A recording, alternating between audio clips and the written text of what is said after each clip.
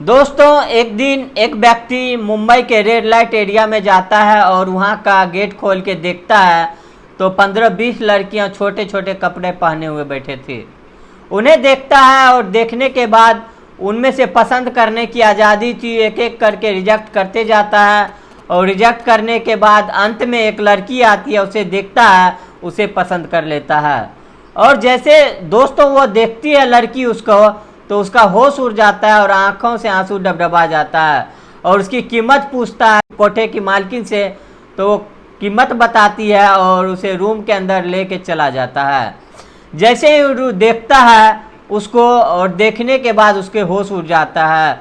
वो कोई और नहीं होता है दोस्तों, उस लड़की का पति होता है और जिसे देख के वो सन्न रह जाता है। आदमी देखिए कुछ भी काम गलत काम करे उसे नज़रअंदाज कर दिया जाता है। अगर महिला अगर कुछ ऐसा करे तो उसे पति कभी पसंद नहीं करता, लेकिन उस लड़के ने जब देखा उसकी पत्नी है तो उसके होश उड़ जाते हैं दोस्तों।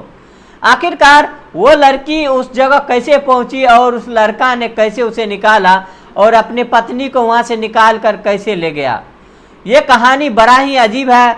क्योंकि आजकल देखा जाता है कि ज़्यादा फ्रॉड हो रहा है। वो लड़का आखिरकार पत्नी से हृदय से लगाता है और कहता है कि तुम चिंता मत करो, मैं तुम्हें यहाँ से निकाल के ले जाऊँगा। नमस्कार दोस्तों, मैं हूँ कौशल और मैं आपको कहानी से पहले एक ही बात बताना चाहता हूँ कि अगर आप नए हैं तो चैनल पे तो वीडियो को लाइक कर दीजिएगा और चैनल को सब्सक्राइब कर दीजिएगा, जिससे कि मेरा हौसला बढ़े। एक कहानी शुरू होती है दोस्तों कर्नाटक के बेंगलुरु से। लड़का एक होता है जिसका नाम होता है सोनू और मल्टीनेशनल में कंपनी में काम करता था और हाल ही में 2-3 महीने पहले उसको शादी हुआ। कुछ समय के लिए मुंबई आना है और आपको इस कंपनी में जॉब करना है और वो वहाँ पे काम करता था। वहाँ मुंबई चला जाता है और पत्नी उसकी घर पे रहती है। लगभग 1 हफ्ते वहाँ काम करता है और काम करने के बाद वो अपने पत्नी को फ़ोन करता है और कहता है कि पत्नी कैसे हो तुम, और तुम नहीं हो और तुम वहाँ पे हो तो अच्छा नहीं लग रहा है। उसके पति जो होता है और उसकी सोनू और उसकी पत्नी का नाम होता है सानिया, कहता है कि सानिया तुम चिंता मत करो, अगर आपकी इच्छा है तो मैं आपको मुंबई घुमा सकता हूँ। तो उसके पति जब यह बात बोलता है तो उसकी पत्नी को लगता है कि मैंने मुंबई का नाम सुना था, सोचा था और बस देखा था और बचपन से मेरी इच्छा थी कि मैं मुंबई घूमूं। आप मुझे बुलाना चाहते हैं तो मेरी भी इच्छा पूरी हो जाएगी। और उसका पति सोनू होता है, वो बोलता है चिंता मत करो, मैं आपका टिकट बुक कर देता हूँ। और वो टिकट बुक करवाता है और टिकट बुक कराने के बाद उसे कंफर्म टिकट करा देता है और वह इंतज़ार करती है जाने का। दोस्तों, वो अपने सास ससुर से जाने का परमिशन लेती है और बेंगलोर स्टेशन पे पहुंच जाती है और वो ट्रेन आती है। वो जिस बॉगी और सीट नंबर जो बताया था वो वहाँ पे बैठ जाती है। बैठने के बाद जब ट्रेन चलने लगती है तो वो अपना फ़ोन अपने सास ससुर को करती है, कहती है कि मैं बैठ चुकी हूँ और आप चिंता ना करें। दूसरा फ़ोन अपने पति के लिए करती है और कहती है कि सोनू मैं बैठ चुकी हूँ और लगभग 1000 किलोमीटर का सफ़र है और इस सफ़र में लगभग 15-16 घंटे लग सकते हैं, ज़्यादा भी लग सकते हैं, 15 घंटे 16 घंटे से ऊपर ही लगेगा। और ये बात करते हुए जा रही थी। जहाँ वह बैठी थी वहाँ अकेली थी और लोग भी बैठे थे और ठीक सामने उसके 2 आदमी और बैठे थे। वो अनजान थे, अनपरिचित आदमी वहाँ बैठे थे।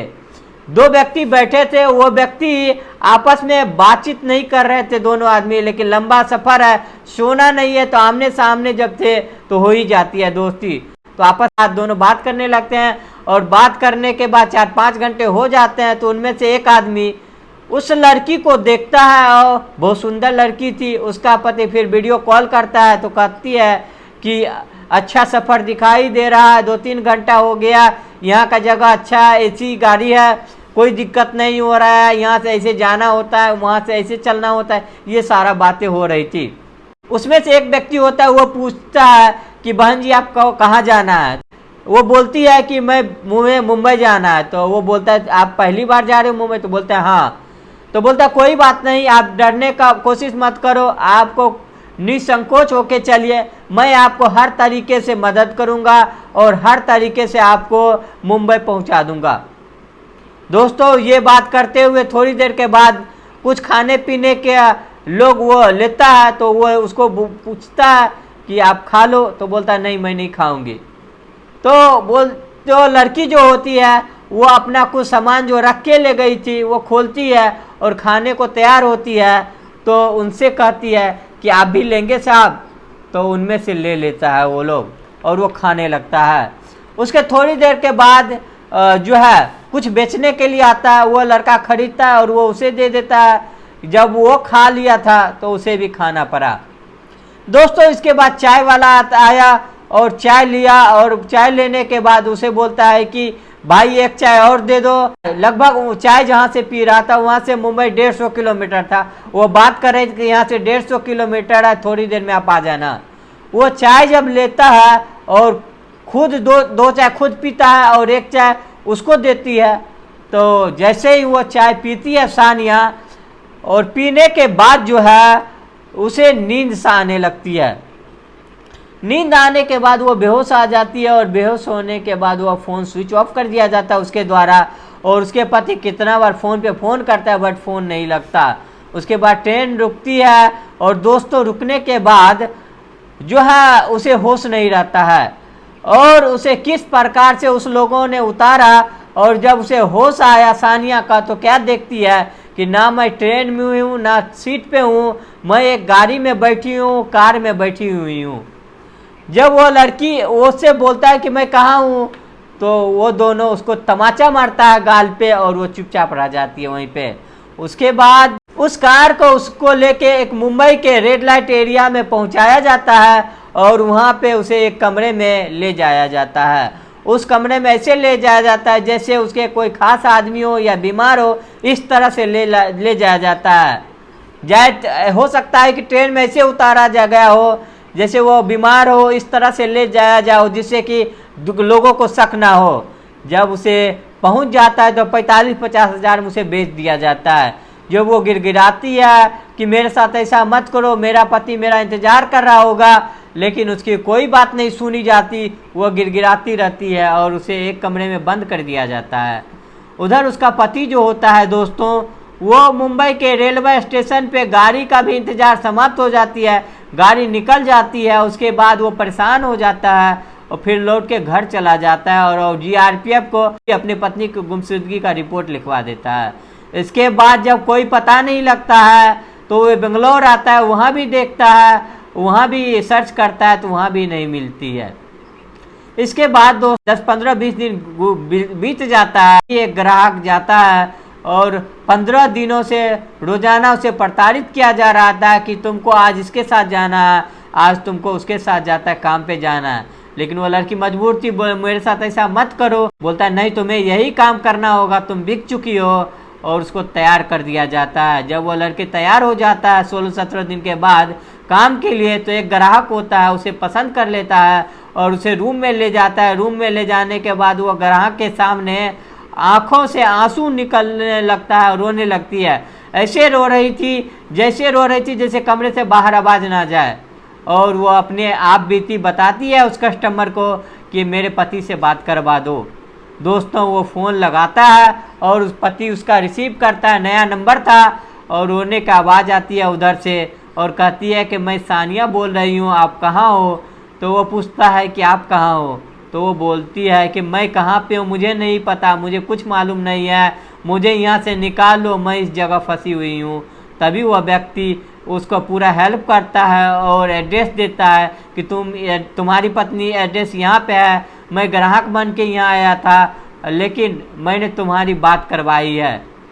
जो उसका पति होता है उसका होश उड़ जाता है। दोस्तों सानिया उसके पति का इंतजार में थी। सुबह रेड लाइट एरिया में पहुंचता है और लड़कियां को पसंद करने के लिए कहता है, तो उसे एक एक करके लड़की बुलाया जाता है। एक एक करके लड़की को बुलाया जाता है, वो रिजेक्ट करता है, रिजेक्ट करते जाता है। तो अंत में एक न्यू लड़की आई है, अभी तक किसी के पास नहीं गई है, उसे लाया जाता है। तो उसे देख कर पसंद कर लेता है, और जैसे उसकी पत्नी उसको देखता है तो उसकी पत्नी का आंखें झुक जाता है, आंसुओं से भर जाता है। उसके बाद दोस्तों अपने पत्नी को लेके सोनू उस रूम में जाता है, और वो जहाँ से वो बैठी थी और जहाँ से वह सफ़र था, जहाँ से एक एक बात मेरे साथ ऐसे हुआ, पूरा अपना कहानी बताती है, मैं इस प्रकार आई हूँ।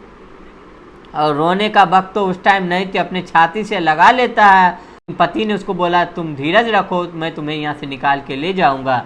दोस्तों उसके बाद वहाँ पे पुलिस को फ़ोन लगाता है, वहाँ से बैठे बैठे पुलिस जो होती है, पुलिस बड़ा ईमानदारी से काम करती है और जो एड्रेस देता है, पुलिस फोर्स बहुत सारा होता है और उस जगह का घेर लेता है और घेर लेने के बाद उस पर अपना रेड डालता है और वह मिल जाता है और उन्हें बाइज्जत निकाला जाता है। बाइज्जत एक नहीं बल्कि लगभग जितना जिस्म फरोशी महिला होती है, बिक्री होती है, उन्हें एक नहीं 10-20 को निकाला जाता है वहाँ। दोस्तों जब उसके साथ में पुलिस ने अच्छी तरीके से खोजबीन की, जो वहाँ पे दलाल बिक्री करने वाला था उसका अता पता नहीं मिलता है दोस्तों, लेकिन वो ऐसे ही काम करते रहते, कहीं बस से कहीं ट्रेन से ला के वो वहाँ पे बेचा करते थे।